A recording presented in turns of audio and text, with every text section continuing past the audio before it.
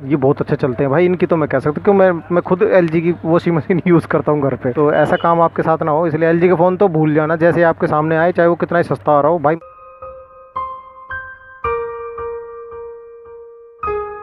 दोस्तों आपका एलजी के फ़ोन के बारे में क्या कहना है? काफ़ी लोगों को पसंद भी होगा, मगर मैं आज आपको कुछ इसके बारे में बताना चाहता हूँ भाई। अगर इस सेल में आप ऑनलाइन ये एलजी के फ़ोन अगर ख़रीदना चाहते हो ना, तो भाई मेरी मानो तो मैं एक रिपेयर वाला हूँ भाई, मत खरीदो। क्योंकि इसके एक तो डिस्प्ले वगैरह नहीं मिलती और इसके पार्ट्स नहीं अवेलेबल होते। इनके सर्विस सेंटर में जाओगे भाई, एक एक महीने का टाइम देंगे। ये जो एलजी है ना, इसको तो भाई वॉशिंग मशीन तक रहने दो या फ्रीज तक रहने दो, या फिर इनकी एलसीडी आती है एलईडी वगैरह, वो ले लीजिए इनकी।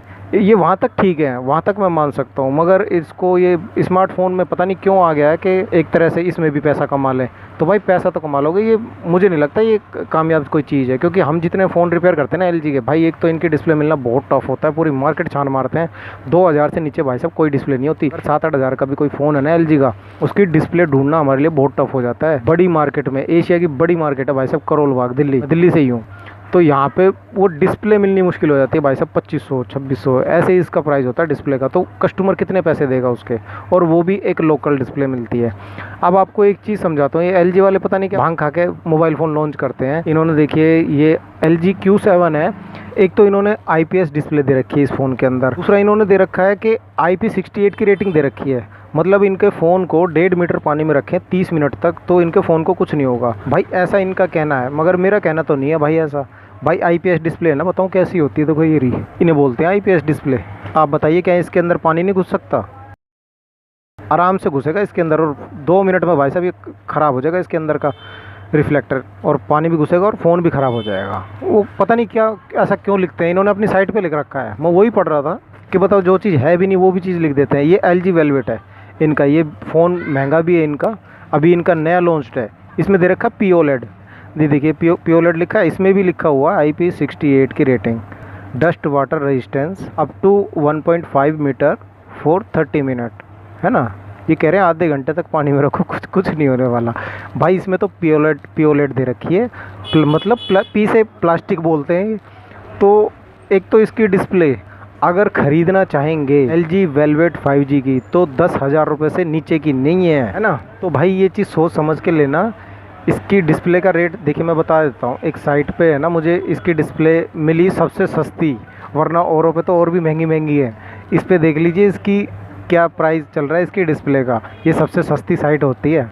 मगर इसी पे मैं आपको दिखा देता हूँ, 10,999 रुपये की डिस्प्ले मिल रही है। उसके बाद सेटिंग इसकी सही होगी या नहीं होगी, फिंगरप्रिंट काम करेगा नहीं करेगा, ये कितनी सारी प्रॉब्लम इस फ़ोन के अंदर आ जाती है। तो भाई आप LG के फ़ोन तो अवॉइड कीजिए। ये तो अगर आपको ये सेल में भी देना कि मतलब एक के साथ एक फ्री भी देना, तो भाई मत ख़रीदना। ये फ़ोन मेरे हिसाब से तो सही नहीं है आपके लिए नहीं बने भाई ये फ़ोन, मेरी ऑडियंस के लिए नहीं बने ये फ़ोन। बस एक्स्ट्रा जिसको रखने हो अपने पास तो वो ख़रीद ले इन फ़ोनों को। और LG के बारे में बस मैंने आपको ये बताना था कि इसके ना तो पार्ट्स मिलेंगे आपको बाहर अवेलेबल होते हैं मार्केट में। जो भी बंदा रिपेयरिंग करता है ना, वो जुगाड़ ही करता है। फिर जुगाड़ आप समझते हो, फिर कितने दिन चलता है, ज़्यादा नहीं चलता है ना। LG के फ़ोनों को अवॉइड कीजिए। ख़रीदना को दूसरी कंपनी का ले लो जो चलती कंपनी का है। बतेरे चल रहे हैं यार, ओप्पो, वीवो, सैमसंग तो बेस्ट है भाई साहब, उसका तो मुकाबला है नहीं इनके किसी भी फ़ोन में।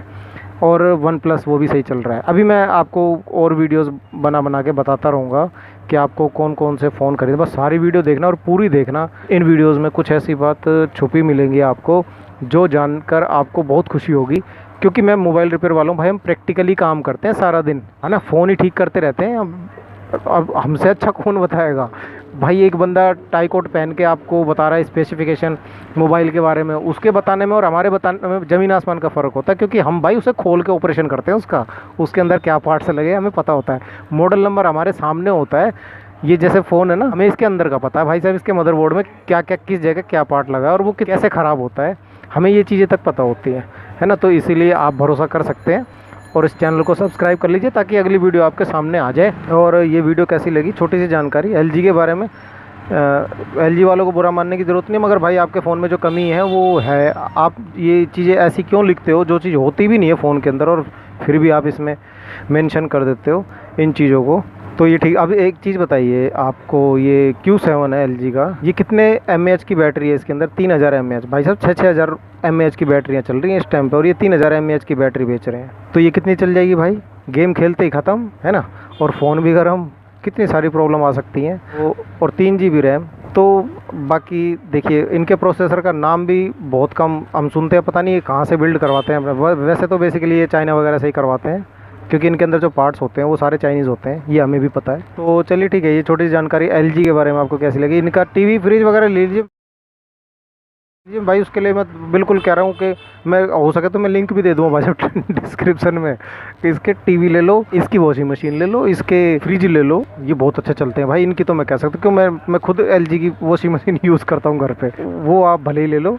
मगर भाई फ़ोन के बारे में तो देखिए मैं बोलना चाहूँगा, क्योंकि मैं रिपेयर करता हूँ, मुझे अच्छा नहीं लगता जब कस्टमर परेशानी में आता है ना, कि एक तो पैसे नहीं होते यार आजकल बंदे के पास ठीक कराने के लिए, और दूसरा उसने ले रखा भाई साहब एलजी का फ़ोन, वो एक तो कोड ऊपर से खुजली है ना, तो ऐसा काम आपके साथ ना हो। इसलिए एलजी का फ़ोन तो भूल जाना, जैसे आपके सामने आए चाहे वो कितना ही सस्ता हो रहा हो भाई, मत खरीदना उसको, ठीक है। आप बाकी और दूसरी वीडियो में और भी सेट के बारे में बताता हूँ, और ये भी बताऊँगा कौन सा फ़ोन इस वक्त अच्छा चल रहा है, कौन से फ़ोन आपको परचेज़ करने हैं, किस फ़ोन की डिस्प्ले सस्ती आती है, किस फ़ोन की महंगी आती है, ये जानना आपके लिए बहुत ज़रूरी है।